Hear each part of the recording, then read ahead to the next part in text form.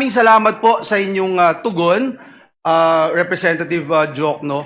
Kaya po, nilahad ko po yan nang sa ganoon, maitanong po natin ang defense panel, if that distinction is correct, would the defense still maintain that the mere issuance of a subpoena is by itself already prejudicial to the respondent even before the court has ruled on admissibility or weight?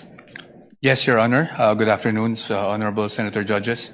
Yes, while we agree with the position of the prosecution na hindi pa naman pinag-uusapan ang admissibility sa puntong ito, what we are questioning is really yung subpoena mismo po. Dahil sa ating pananaw, ang isang subpoena, at hindi lang sa ating pananaw, but even under jurisprudence, meron pong requirements bago tayo makapag-issue ng subpoena para maging valid yung subpoena na yun. At yun po yung napag-usapan natin nung nakarang linggo na definiteness and relevance.